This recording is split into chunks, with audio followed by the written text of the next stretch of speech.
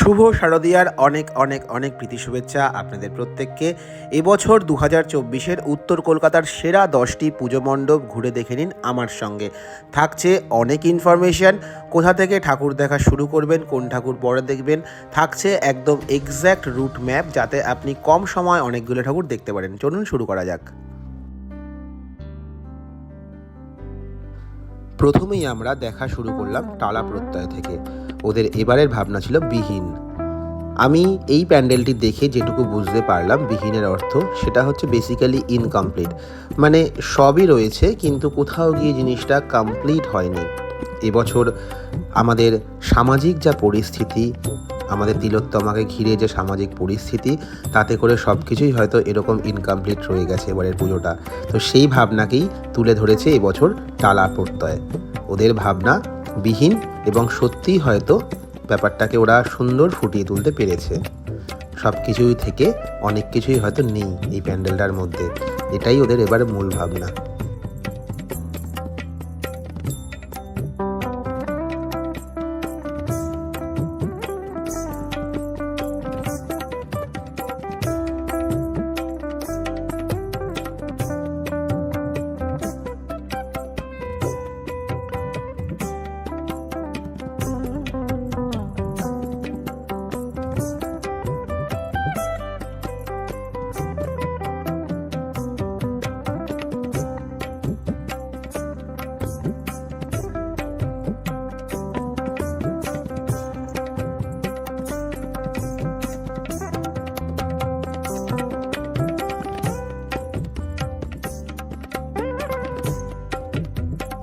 আমরা এখন রয়েছি বাগবাজার সার্বজনীন দুর্গোৎসবের পুজোর প্যান্ডেলের সামনে। যেই পুজো চিরাচরিতভাবে তাদের ধারা বহন করে আসছে, তাদের কিন্তু যাই হয়ে যাক না কেন, তাদের কিন্তু সাবেকিয়ানাটা তারা বজায় রাখে। আর এমনিতেও নর্থ ক্যালকাটার ঠাকুর বলে কথা, তো তাদের ঠাকুর হচ্ছে বরাবর এক চালার একদম সাবেকি প্রতিমা হয়। চলুন ভেতরে আপনাদের মণ্ডপ থেকে দর্শন করাচ্ছি এনাদের প্রতিমা। টালা প্রত্যয় দেখে নিয়ে আপনারা সোজা চলে আসুন বাগবাজার সার্বজনীনে, একদম কাছেই পড়বে এটা। আমাদের কিন্তু খুব বেশিক্ষণ সময় লাগেনি। বাগবাজার সার্বজনীন উত্তর কলকাতার অন্যতম ঐতিহ্যবাহী মণ্ডপ হচ্ছে এই বাগবাজার সার্বজনীনের পূজা মণ্ডপ।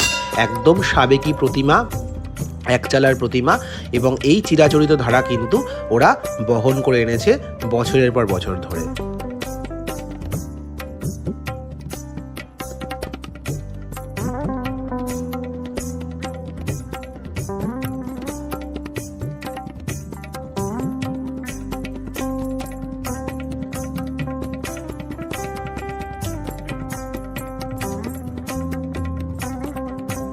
আমরা বাগবাজার সার্বজনীন দেখার পর আমরা এখন চলে এসেছি কুমোরটুলি সার্বজনীনে। কুমোরটুলি সার্বজনীনের মেন এন্ট্রান্স হচ্ছে এটা। চলুন ভেতরে দেখা যাক প্যান্ডেল এবং ঠাকুর কেমন হয়েছে। বাগবাজার সার্বজনীন পূজা মণ্ডপের পর পায়ে হেঁটে 10 মিনিট ওয়াকিং ডিস্টেন্সে পৌঁছে যান কুমোরটুলি সার্বজনীন পূজা মণ্ডপের সামনে। বর্তমান আর্থ সামাজিক পরিবেশকে তুলে ধরেছে এই পূজা মণ্ডপ। মা যেন নিজের সহস্র বাহু দিয়ে পুরো সমাজকে, পুরো পরিবেশকে যেন রক্ষা করছে, যেরকমটা মা করে আসেন, সেটাই এরা বোঝাতে চেয়েছে মূলত।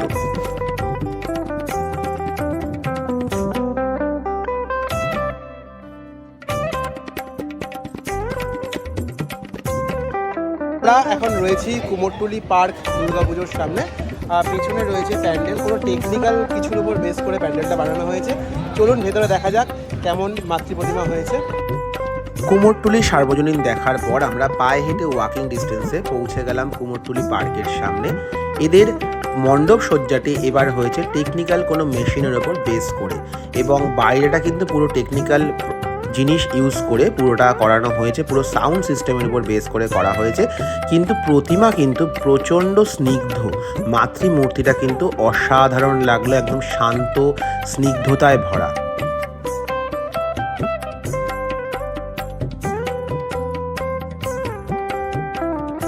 আমরা এখন রয়েছি শোভাবাজার আহিরটোলার পুজো মণ্ডপের সামনে। বাইরে থেকে তো ভীষণ সুন্দর লাগছে। চলুন দেখা যাক ভেতরে গিয়ে প্যান্ডেলটা কেমন হয়েছে আর মাতৃ প্রতিমায় কেমন হয়েছে। ভেতরে চলুন আমার সঙ্গে, আমি সম্পূর্ণ প্যান্ডেলটার প্রতিমাটা আপনাদের দেখাচ্ছি। কুমোরটুলি পার্ক দেখে নেওয়ার পর পায়ে হেঁটে 10 মিনিট ওয়াকিং ডিস্টেন্সে পৌঁছে যান আহিরটোলা সার্বজনীন পুজো মণ্ডপের সামনে। মণ্ডপ সজ্জাটি এরা করেছে সমস্ত দেবতার বা ঠাকুরের যে কাঠামো হয় সেই কাঠামোর ওপর ভিত্তি করে, এবং ভেতরের মণ্ডপ সজ্জাটা কিন্তু এরা করেছে প্রাগৈতিহাসিক যুগে কলকাতার আর্থ সামাজিক এবং ওদের যে সর্বজনীন জীবনযাপন ছিল সেই জীবনযাত্রার উপর ভিত্তি করে সমস্তটাই তুলে ধরেছে এরা ভেতরকার পুজো মণ্ডপে। পথ চলতে চলতে আমরা চলে এলাম শোভাবাজার বেনিয়াটোলার পুজো মণ্ডপের সামনে। ওই যে দূরে রয়েছে মণ্ডপ, চলুন দেখা যাক ভেতরের মণ্ডপ সজ্জা কেমন হয়েছে। অতীতে গ্রামগঞ্জের মানুষের একমাত্র মনোরঞ্জনের ভিত্তি ছিল যাত্রা। হ্যাঁ, সেই যাত্রায় এরা তুলে ধরেছে কিন্তু এদের পুজো মণ্ডপের মধ্যে। যাত্রার মধ্যে ব্যবহৃত বিভিন্ন জিনিস, বিভিন্ন প্রপস, বিভিন্ন মেকআপ প্রোডাক্টস এবং ড্রেস, এই সমস্ত কিছু দিয়ে কিন্তু এরা এদের পুজো মণ্ডপকে সাজিয়ে তুলেছে। আর এই পুজো মণ্ডপের অন্যতম আকর্ষণ অষ্টধাতুর প্রতিমা। আমরা এখন রয়েছি জগৎ মুখার্জি পার্ক মণ্ডপের সামনে। আমরা ধীরে ধীরে ভেতরে যাব এবং এখানে প্রচণ্ড লাইন পড়েছে, আশা করি দুর্দান্ত কিছু ভেতরে করে যায়। আমরা বেনিয়াটোলার পুজো মণ্ডপের পর পৌঁছে গেলাম জগৎ মুখার্জি পার্কে। জগৎ মুখার্জি পার্ক কিন্তু অন্যতম চমক তুলে ধরেছে এবছর ওদের পুজোর মধ্যে। সম্পূর্ণ গঙ্গার নিচ দিয়ে চলা মেট্রো লাইন কিন্তু ওরা তুলে ধরেছে এবং মেট্রো স্টেশন তার সঙ্গে। অসাধারণ লাগলো। সম্পূর্ণ প্যান্ডেলটি দেখে মনে হলো যেন সত্যিই গঙ্গার নিচ দিয়ে মেট্রোতে করে পৌঁছে গেছি মায়ের কাছে। আর মাতৃমূর্তিটা কিন্তু অসাধারণ।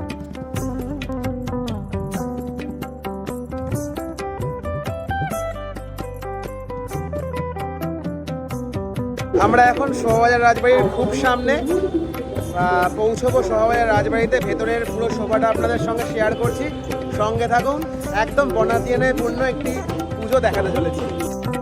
উত্তর কলকাতার দুর্গাপুজোর সবচেয়ে সেরা আকর্ষণ কিন্তু শোভাবাজার রাজবাড়ি। একদম প্রাগৈতিহাসিক যুগ থেকে এই ধারা তারা বহন করে আসছে। একদম বনেদিয়ানায় পরিপূর্ণ একটি পূজা মণ্ডপ, দেখলে কিন্তু মনটা আলাদাই শান্তিতে ভরে ওঠে।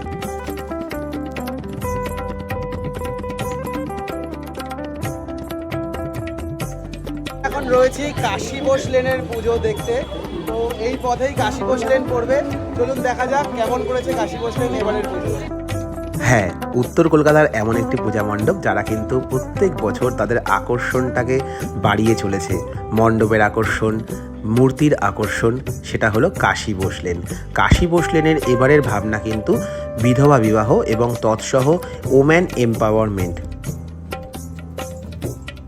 সমাজের যে নারীরা প্রতি মুহূর্তে নির্যাতিত এবং লাঞ্ছিত, সেই নারীরাই কিন্তু সমাজটাকে রক্ষা করে আসছে বছরের পর বছর ধরে। এটাই তাদের মূল ভাবনা এবছরের।